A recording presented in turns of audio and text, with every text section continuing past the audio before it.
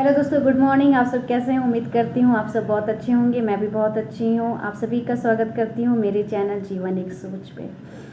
दोस्तों, आज जिस टॉपिक में मैं बात करना चाहती हूँ ये सिर्फ़ और सिर्फ उन पेरेंट्स लोगों के लिए है जो अपने बच्चों को 2 साल से कम की उम्र में ज़्यादा से ज़्यादा स्क्रीन टाइम में इन्वॉल्व करके रखते हैं।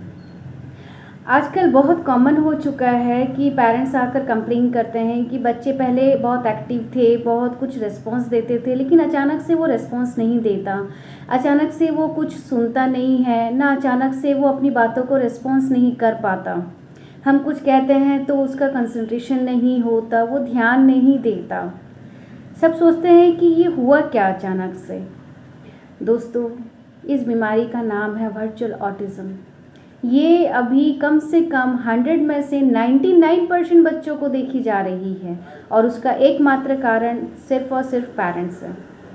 जी हाँ, पेरेंट्स, चाहे वो उनकी मजबूरी हो, चाहे वो नहीं जानते हों, जाने अनजाने वही ये सब कर रहे हैं जिनकी वजह से बच्चों में वर्चुअल ऑटिज़म की शिकायत देखने को मिल रही है। ऑटिज़म 2 तरह की होते हैं। नॉर्मली अगर मैं कहूँ, ऑटिज़म जो है वो एक दिमागी तौर की बीमारी होती है कि जब बच्चा पैदा होता है तो उसका ब्रेन डेवलपमेंट उस तरीके से नहीं हो पाता। पहले ऑटिज़म कोई 10 में 1 या 2 बच्चों को मिलती थी, लेकिन अभी जो है ऑटिज़म जो है वो 10 में 9 बच्चों को मिलती है। ऑटिज़म का ही एक पात्र है, वो है वर्चुअल ऑटिज़म। तो व्हाट इज़ वर्चुअल ऑटिज़म? चलिए बात करते हैं इस बारे में। आजकल क्या हो गया है, हम गैजेट की दुनिया में इतने फैलते जा रहे हैं कि बच्चा पैदा बाद में होता है, पहले हम मोबाइल से जुड़ जाते हैं। बच्चा पैदा हुआ है, अगर उसके खाना खिलाना है तो मोबाइल दे दो, हमें बिज़ी रहना है तो उसको टीवी दिखा दो, आईपैड दो। तो क्या ये ज़रूरी है? पहले जब ये सारी चीज़ें नहीं थी तो मुझे दोस्तों एक बात बताइए, कितने बच्चों को ये बीमारियां होती थी? हमारे ज़माने में टीवी, मोबाइल, गैजेट नहीं थे तो क्या हम खाना नहीं खाते थे? क्या हमारे पेरेंट्स हमें खाना नहीं खिलाते थे?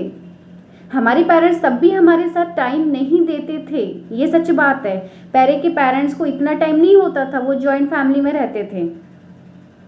इसीलिए बच्चे जो हैं जॉइंट फैमिली में एक अलग एनवायरनमेंट में बनते थे, लोगों के साथ कम्युनिकेट करते थे, लोगों से अलग अलग तरीके से वो सीखते थे।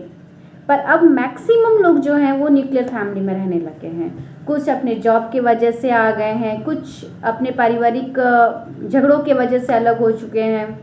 इससे क्या होता है कि जब बच्चा 2 या 3 साल के नीचे रहता है और वो सबसे पीक टाइम होता है बच्चे के लर्निंग स्किल सीखने का, उस समय ही उसका सेंसरी जो है डेवलपमेंट शुरू होता है।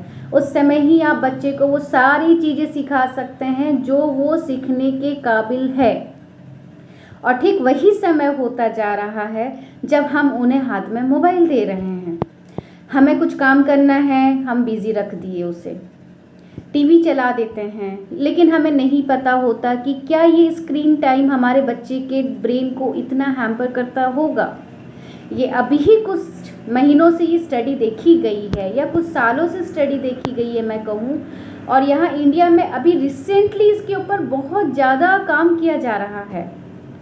Most of the parents are coming and they are complaining that कि डॉक्टर बहुत अच्छा था, सारी बातों को रिस्पॉन्स करता था, जो भी मैं कहती थी वो बोलता था, चीज़ों को पकड़ता था, मम्मी पापा कुछ कुछ बोलने भी लगा था, लेकिन अचानक पता नहीं क्या हो गया, वो अपनी दुनिया में खोने लगा, शांत रहने लगा, अपने में ही रहता है, कुछ बोलो तो वो सुनता ही नहीं है।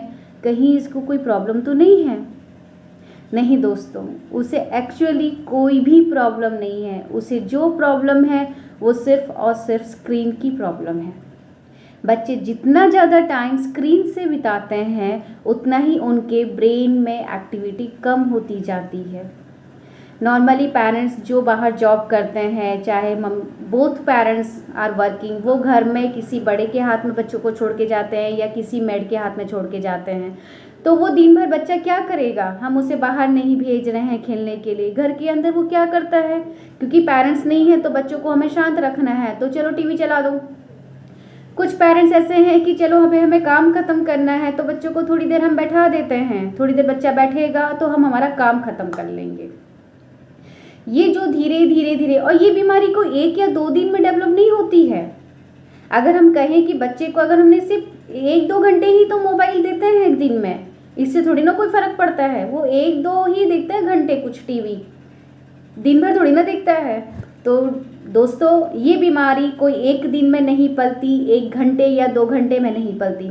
ये ऐसी धीरे धीरे धीरे धीरे धीरे डेवलप होती है, और जब आपको पता चल चुका होता है कि ऐसा कुछ हो रहा है, वहीं से उसका रिग्रेशन शुरू होता है। ये सिंपली जो है वर्चुअल ऑटिज्म, एक सिंपली हिंदी में अगर मैं समझाना चाहूँ तो ये है रिग्रेशन ऑफ योर माइंड। ये कोई बीमारी नहीं है। कुछ पल के लिए जो माइंड आपका, जो ब्रेन आपकी दूसरी चीज़ों को सीखना चाहता था, उस समय उसने स्क्रीन को दे दिया, और वो जगह जो है वो उसकी पैक हो गई है। अब उस जगह को हम कैसे खाली करेंगे?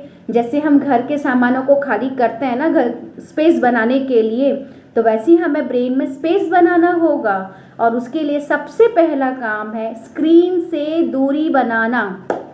अच्छा, कुछ पेरेंट्स ऐसे भी करते हैं, खुद भी मोबाइल देख रहे हैं, बच्चे को भी दिखा रहे हैं।